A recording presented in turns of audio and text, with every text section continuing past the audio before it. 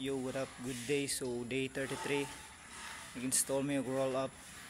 So, ang roller, ang spring, o ang side plates. Tapos ang guide pa mo nga taod kay hindi na mo mapas karon. Tagas kayong slots, katingunon pa.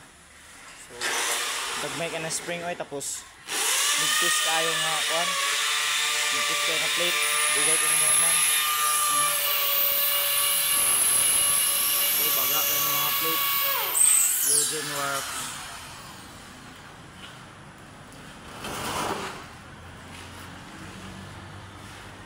Mga amigo, ako'y mag-welding.